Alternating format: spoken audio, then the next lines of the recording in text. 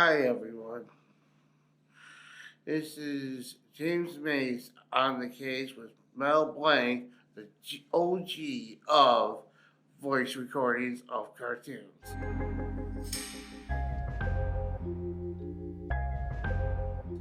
You may remember him of doing all sorts of voices like basically every single cartoon character of Looney Tunes, starting with Tweety Bird, Bugs Bunny, Daffy Duck, Longhorn Foghorn, and many others like Tasmanian Devil, Elmer Fudd, and many more.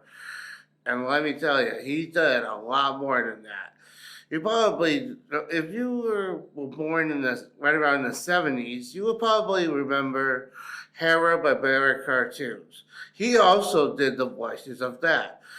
But you got Captain Caveman, Pug, and many others. We're going to get into all those characters today and more with one of my favorite people to know and like to get to know, Mel Blanc, with 1,000 voices he did. And he is the OG of cartoon recording voices. And let's listen to some of the voices now.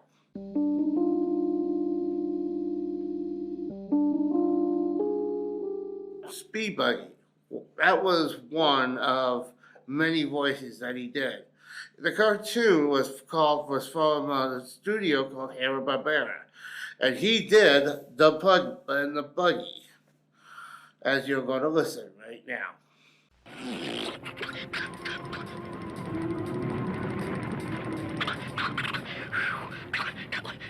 That was close.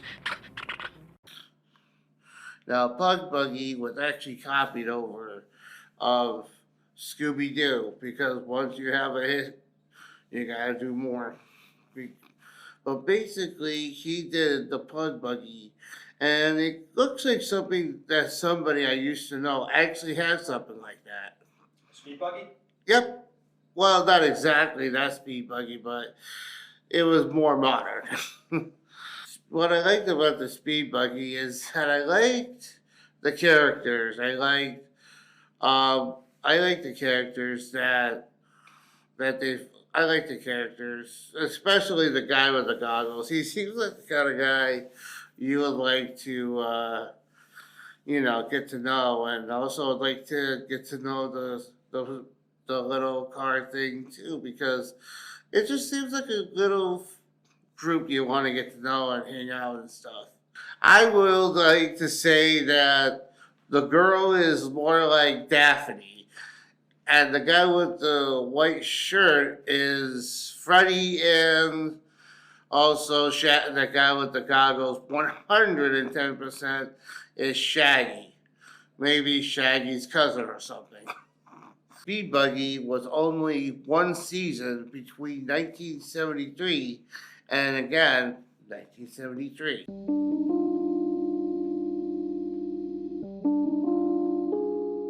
One of my other favorite characters is Barney Rubble, the father, the husband, and also a good friend. Barney Rubble is actually voiced by Mel Blanc. And believe this or not, when he was injured, when he got to that accident, everybody actually came to his house. They actually came to his house. And what happened was they actually recorded a few episodes in his house while he was recovering. They ran from 1960 to 1966, and it must have been incredible. Yeah, Fred, there's nothing like a rich uncle. Maybe if I'm real sweet, Uncle Tex will adopt me. The way I like about Barney was he seems like a really good friend and a very smart person. And he also helped and not only that, he also did a very good job of raising his son, Bam Bam, who just basically was a kid who just wants to smash stuff. But later on in the series, he just became a lovable little kid who just somehow has a club swinging around for some reason. These are some of the prints of the live action of the movie, The Flintstones. It was back in the 90s. One that's with Barney Rubble on. Rick Moranis?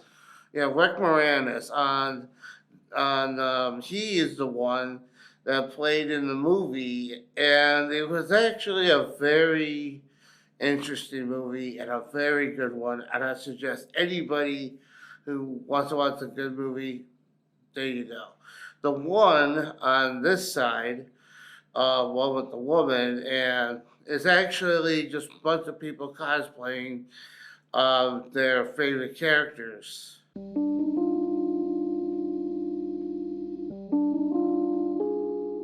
Heathcliff, the cat, one with the fist in his mouth, ran from 1984 to 1988. And believe it or not, I was born in the same year when that show started. Yes, and not only that, I was 4 years old when it actually ended. So that's incredible, right? It's going to be 41 this year. What I like about Heathcliff is that he seems like a very good cat who basically just wants to help out um, and have a good time, you know? Our question for today is, what do you do with your cat if you're going on vacation and can't take him with you? You should ask your veterinarian for the name of a kennel he'd recommend. This will make it easier to adjust.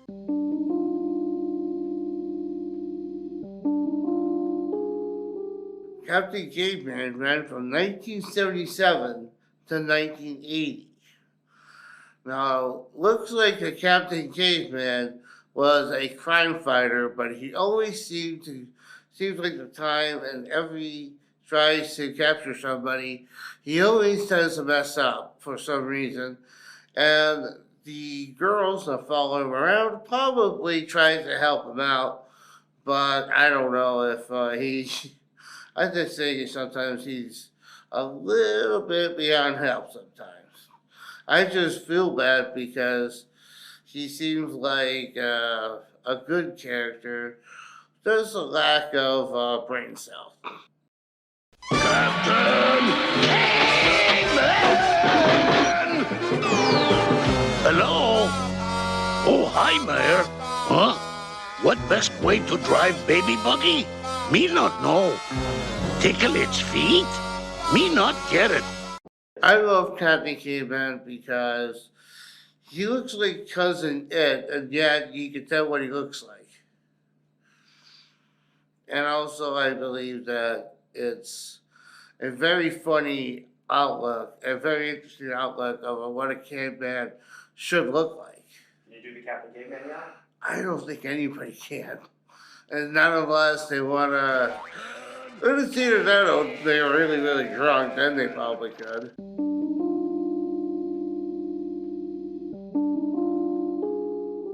Now, Mel Blanc was the original voice of Woody Woodpecker, and Woody Woodpecker was created back in 1940. And looking like the progress of Woody Woodpecker, looked like he got better over the years. Looked like he's less crazy. Maybe on therapy, I guess. When only he was created back in 1944, he also had a very distinctive laugh. Guess who?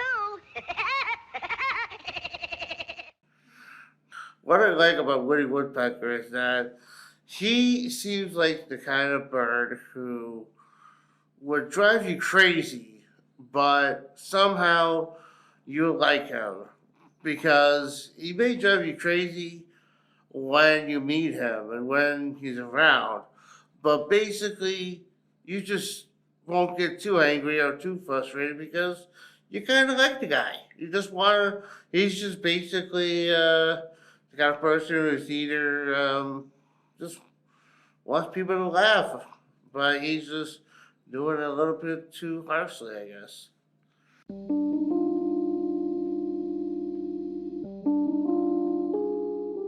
Mel Blanc voiced a robot called Twinkie from Buck Rogers. It aired from 1979 to 1981. And I have to say, I like the design of the robot. It seems like it could look like those robots that we see sometimes on the TV, but it looked like it could be like the beginning of it. Now, let's hear his voice. Sounded like Buck. Right on. Yeah, this is actually real. This is not AI. I'm telling you right now, this is not modern day. They didn't have that in the 70s. The closest thing they had a house computer was at your mom's or dad's office, and that was it.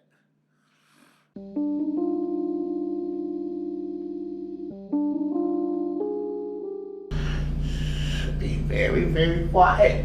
I'm hunting rabbits. Now, with Albert Fudd, he was created in 1937, which will make him 87 this year. So I'm guessing. So basically, all of these characters are Albert Fudd from over the years. Now, I don't know which one is the oldest or the original, but if somebody knows, let me know because I want to know. And looking at all these Albert Fudds, the one that I grew up with the closest would be one with the hunter hat. And let's listen to his voice. It's rabbit season, and I'm hunting rabbits, so be very, very quiet. My favorite thing is Albert Fudd is that he's always hunting rabbits, and he always gets tricked by Bugs Bunny, but yet he somehow always comes back for more because he is persistent and he's not going to give up until he gets those rabbits.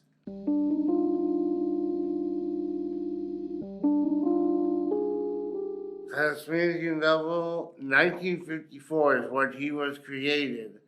And he also, for a little while, I remember of him having his own TV show for a while, way back when I was a kid. And so, my favorite thing about the Tasmanian Devil is just him and his spinning. It's completely hilarious, in my opinion.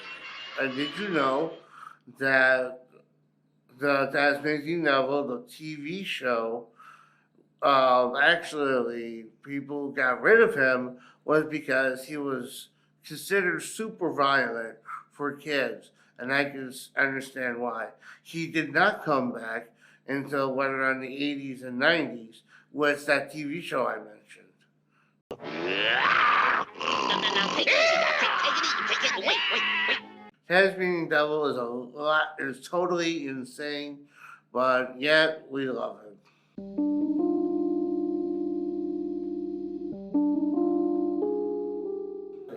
Mel Blanc, and voiced the cowboy you see right there is Yosemite Sam, and not only he would be 79 years old, which would mean he will be born in 1945. And looks like he is ready for some shooting and some looting. Get out of here, Rabbit! If there's any giving away cigars, Yosemite Sam will give 'em. Here you are, mister. Oh, a wise guy, huh?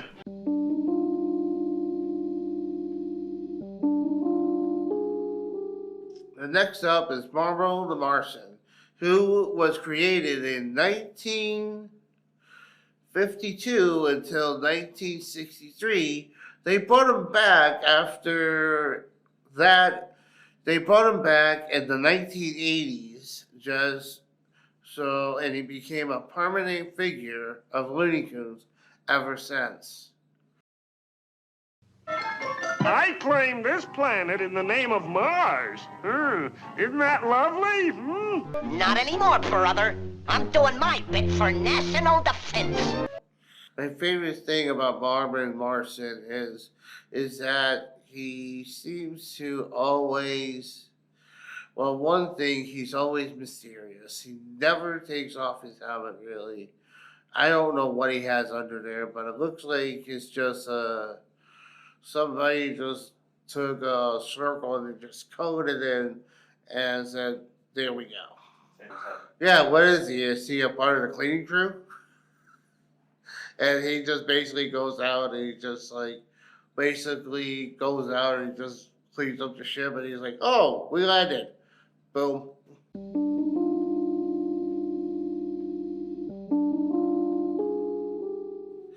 And next up is Porky Pig, and he will be, but his birthday will be this year is in 1934, and he'll be 89 this year.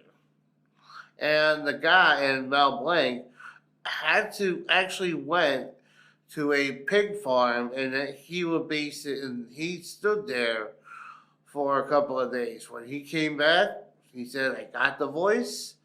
Then he was kind of sneaky, so they came back. Oink, oink, oink, oink. That's why Porky got his voice. Hello, Acme Pet Shop? What's the big idea? I ordered a canary and not a dog.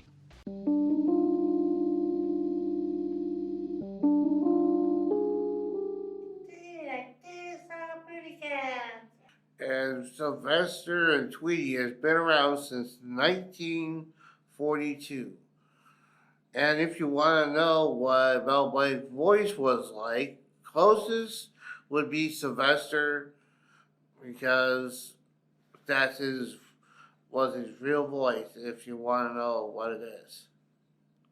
Boy, acres and acres of Tweety Bird, and it's mine, all mine. I thought a itty bitty putty cat. Oh my gosh, look at all these Tweety birds. I want to. Boing, boing, boing. My favorite thing about Sylvester and Tweety is that it seems like that Tweety is always so small, but yes, he's always defeating Sylvester. Because of don't estimate a person by their height, size, or intelligence, because you might be messing with somebody who can put you to the floor and keep you there.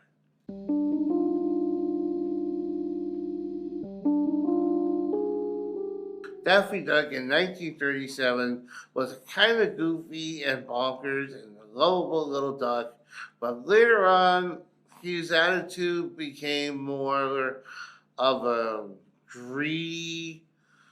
He was kind of rude to everybody, and the only thing he truly cared about, money. So basically, he was not a good duck to be around. He might even swindle out of your money to get stuff that he would never pay you back. Anybody understand what this duck is saying? I work with a lot of wisecrackers, but you are despicable. The one thing I like about Daffy Duck is that later on, he became a good duck and a good friend, but him becoming a greedy duck, I don't think I want to know him. I want to know the duck that I grew up with, which was about as wacky as he is, as funny.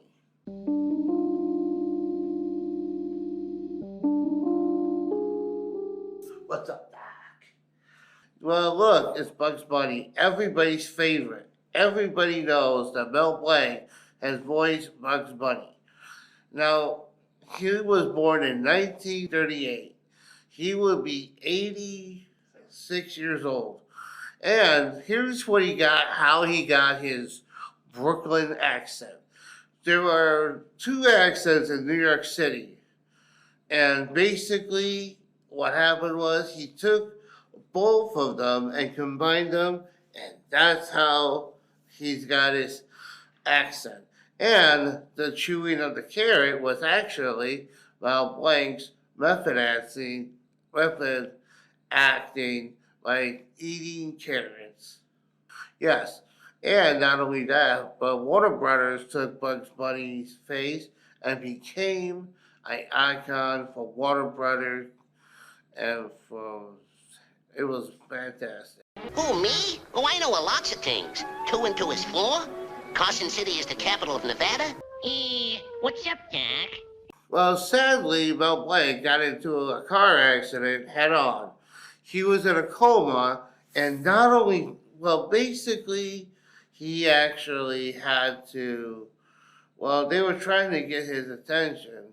After watching the Looney Tunes, basically what happened right now was they actually said, "How are you doing?" Bugs Bunny said, and in Bugs Bunny's voice, he said, I'm fine. How are you doing, Doc?" And then they started to do other voices, and then he finally pulled out of a coma, and there you go. Yeah, Space Jam came out in 1996 when Michael Jordan was actually playing baseball. And basically, the Looney Tunes got into some trouble with some aliens, was basically stolen some basketball players, basketball players' talent, and now they won the game.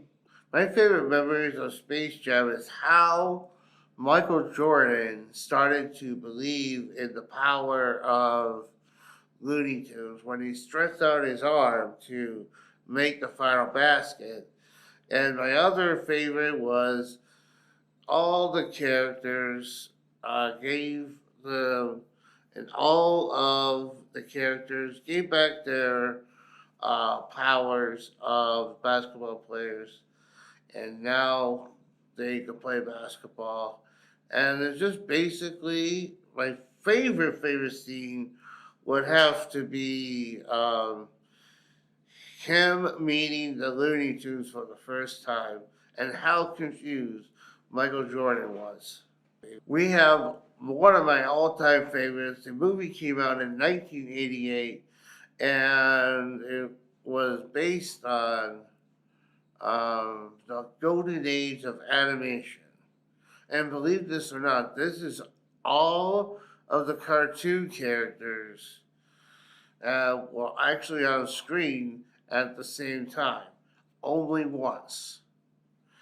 And somebody else was supposed to play Eddie Valiant, but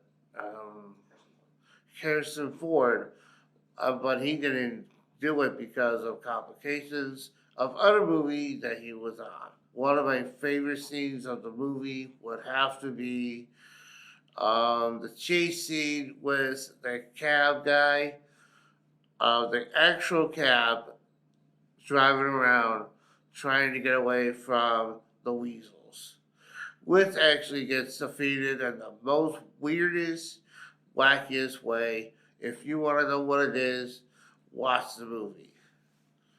Thanks for watching. Mel Blanc, he's one of my favorite heroes. He did A Man of a Thousand Voices, and I hope that all of you stay safe and do not get a piano dropped on your head because you're not a Looney Tune. Mel Blanc, you're the man. Not only the man, you're the legend, and obviously, thank you for all the voices that you did. Because without you, we would not have the voice acting that we have today. Thanks.